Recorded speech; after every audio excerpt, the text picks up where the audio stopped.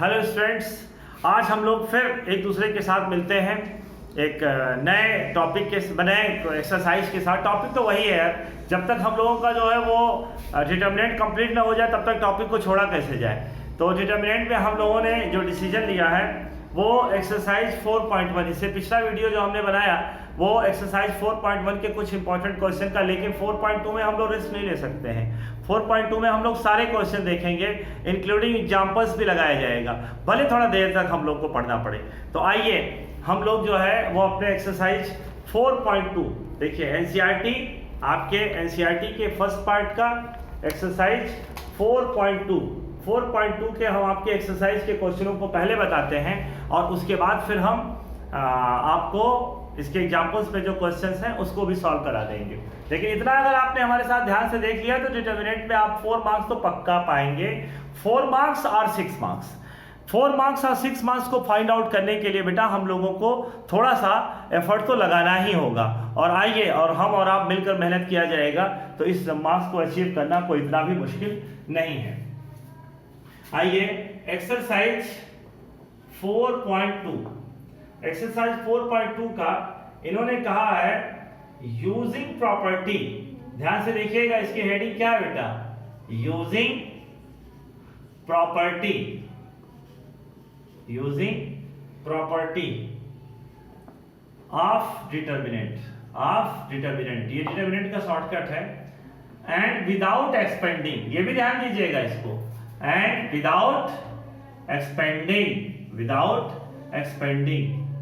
आप कहेंगे इसका क्या मतलब, तो इसका कोई बहुत बड़ा मतलब नहीं है। अभी हम लोग जो पिछले एक्सरसाइज को लगा रहे थे तो उसमें हम लोग एक्सपेंशन ऑफ जो R1, expansion of R2, expansion of R3 या C1 या C2 या C3 जो भी एक्सपेंशन करते हैं वो इसमें हमें नहीं करना है। और इन्होंने कहा लिखा है भैया देखिए, exercise from 1 to 7। Now we discussed exercise question from 1 to 7, expand this value without expanding. तो 1 to 7 में हम लोग using property of determinant from 8 to, तो आइए इस एक्सरसाइज को हम लोग लगाने की कोशिश किया जाए, देखा जाए कि आप और हम इस चीज को किस तरीके से फाइंड आउट करते हैं। तो चलिए इसके हम आपको क्वेश्चन बताना शुरू करते हैं। देखिए यहाँ पे फर्स्ट क्वेश्चन, देखिए बेटा फर्स्ट क्वेश्चन यहां पे क्या आ रहा है, x, y एंड z। यहां पे a, b, c। यहां पे क्या आया बेटा, x plus a, y plus b and z plus c is equal to 0। तो देखिए लेफ्ट हैंड साइड, हम पहले दो क्वेश्चनों को लिख लेते हैं। यहां पर हम लोग के पास क्या है बाबू, सेकंड में हम लोग के पास है a minus b, b minus c and c minus a, b minus c minus a and a minus b। यहां पे क्या है, c minus a minus b and b minus c is equal to 0। चलिए इन दोनों क्वेश्चनों को जरा लगा लिया जाए। बेटा देखिए लेफ्ट हैंड साइड में हम लोग के पास क्या है, लेफ्ट हैंड साइड में हम लोग के पास है x, y, z, a, b, c और यहां पे x plus a, y plus b and z plus c। देखिए यहां पे ये देखिए बेटा आपके पास C3 पे क्या है, तो x, y, z, a, b, c। अब जरा ये देखो, हम इस C3 पे, C3 मतलब कौन, थर्ड कॉलम, C3 मतलब कौन, थर्ड कॉलम, थर्ड कॉलम पे हम इफेक्ट डालने जा रहे हैं। कैसे, third column minus second column, इसमें से हमने इसके एलिमेंटों को सब्ट्रैक्ट करना शुरू किया। तो x प्लस a में से a सब्ट्रैक्ट करेंगे तो क्या मिलेगा x, y प्लस b में से b सब्ट्रैक्ट करेंगे तो क्या मिलेगा y, z plus c subtracted by c, then we have z here, this will be 0। why, reason में आप क्या लिखोगे, since c1 and c1 means this one and c3 means this one are identical.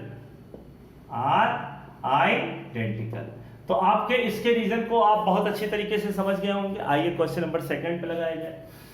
Second में अगर हम लोग left hand side इसको suppose कर ले बेटा, और ये लाना क्या है 0 विदाउट एक्सपेंडिंग, तो एक काम करो बहुत सिंपल सा, C1 affected by C1 plus C2 plus C3. Now this expression affected which one? C1. Effect किस पे पड़ रहा है बेटा? C1 पे। तो हम किसके बारे में सोचेंगे? C1 के बारे में सोचेंगे। C2 और C3 unaffected, that's why note down A minus B, B minus C. Here B minus C, C minus A and A minus B. Here C1 affected by B minus C, C minus A. How? B minus C, C2 and A minus B plus B minus C. ये this one is cancel out, B and D, C and C, A and A, C and C, A and A, B and B. So this value is what? 0 0 0. Here B minus C, C minus A minus B, C minus A minus B and B minus C. Now it will be 0 because C1 and all elements, look here, all elements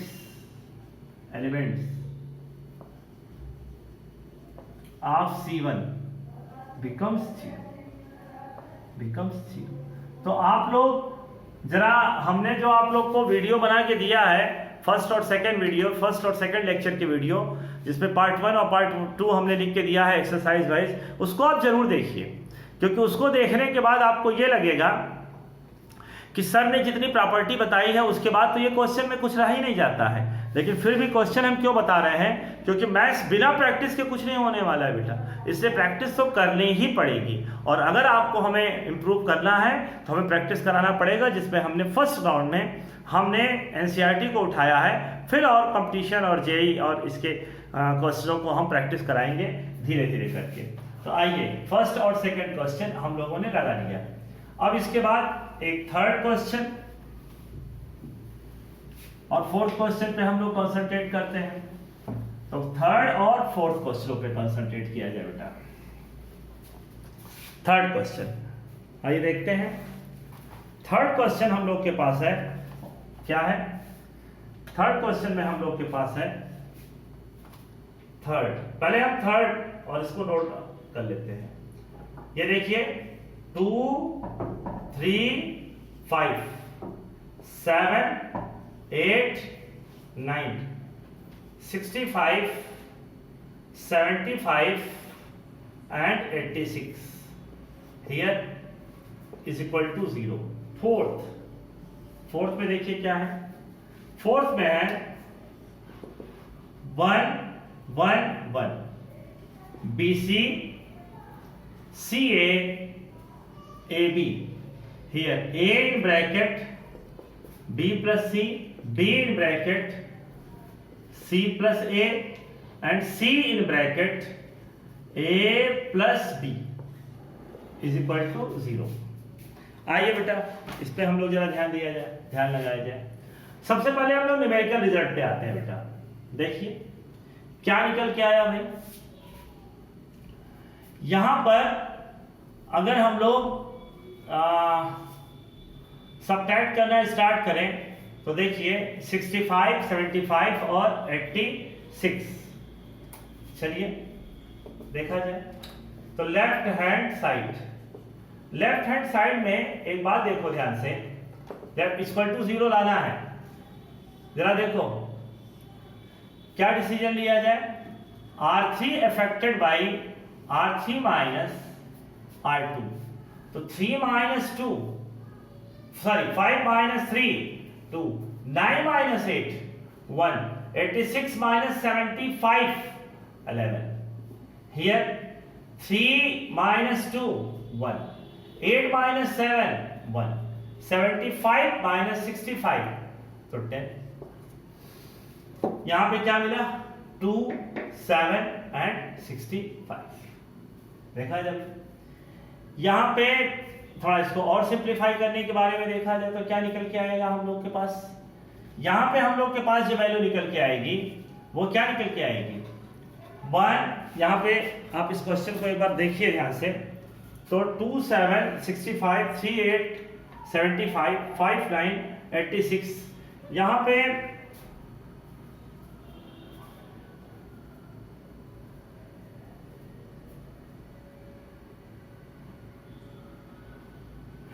ये बेटा एक ही step में हो जा रहा है। देखो ध्यान से कैसे, बहुत आसानी से हो रहा है। यहां पे एक चीज देखो 2, 3, 5, 7, 8, 9 और यहां देखो 65 माइनस, यहां देखो 7 into 9 63, 75 86, 8 into 9 72, here 9 into 9 81। हमने क्या किया जरा ध्यान देना बाबू, C3 affected by C3 minus 9C2, then what happened 2, 3, 5, 7, 8, 9, here 65 minus 63 2, 75 minus 72 3, here 5। now C1 and C2 becomes identical, C1 and C3 are identical। हमने लास्ट में एक प्रोसेस लगाने की कोशिश की लेकिन वो काफी लेंथी हो रहा था क्योंकि हम लोग को एक्सपेंशन तो करना ही नहीं है, हम लोग को विदाउट एक्सपेंडिंग करना है, इसलिए उस प्रोसेस को रब करके हमने उस प्रोसेस को लगाया जिसमें हम आइडेंटिकल। और ये ध्यान देना प्रॉपर्टीज अप्लाई करके जिसमें भी क्वेश्चंस आते हैं उसमें आप लोगों को ये बात हमेशा ध्यान में रखनी ही रखनी है। आइए इस क्वेश्चन पे आइए, ये आपका आ गया लेफ्ट हैंड साइड, अब इसके इक्वल टू 0 लाना है, ये आपको क्लियर है। 1 1 1 बेटा देखिए यहाँ पे BC CA AB, यहां पे आपको क्या मिला बाबू AB plus AC, here BC plus AB, BC plus AB, here CA plus BC। Now 1 1 1 BC CA AB, C3 means this one affected by C3 plus C2, C3 plus C2, then what happened AB plus BC plus AC को आप चाहो तो CA भी लिख सकते हो, यहां पे देखो AB plus BC plus CA, यहां आपको क्या दिख रहा है AB plus BC plus CA। इस पूरे में हम लोग इसको कॉमन लेते हैं तो क्या मिला AB plus BC plus CA, 1 1 1 BC CA AB 1 1 1। अब आप देखो AB plus BC plus CA is equal to 0। तो अब आप कहेंगे ये कैसे हुआ, तो बहुत क्लियर है, यहां भी आप देखिए C1 and C3 are identical। तो इस तरीके से बहुत ही आसानी से हम लोग इसको लगाते हैं। हमने आज आपको ये 4 क्वेश्चन बताए और इस उम्मीद में बताए कि आप इसके आगे के क्वेश्चनों को लगाएंगे, लेकिन अगर आप लगा पाए तो बहुत अच्छी बात, लेकिन अगर आप नहीं लगा पाए तो एकदम परेशान मत होइएगा। क्यों? क्योंकि इसके बाद जो आपके क्वेश्चंस हैं उसमें से हम लगभग सभी अच्छे क्वेश्चनों की प्रैक्टिस ऑन बोर्ड कराएंगे और अगर आप उसको पूरा का पूरा पढ़ेंगे, 1 या 2 वीडियो हम लोग को पढ़ना पड़ेगा, ज़्यादा से ज़्यादा 3 वीडियो देखना पड़ेगा, लेकिन ये पूरी एक्सरसाइज आपको समझ में आ जाएगी। और बेटा इसमें आपको 6 मार्क्स 4 मार्क्स का एक क्वेश्चन पक्का आता है, इसलिए इसको बहुत ईमानदारी से हमको और आपको पढ़ना ही होगा। आप हमारे साथ इस पूरे वीडियो को देखें, इसके लिए आपका बहुत बहुत धन्यवाद। Thank you very much.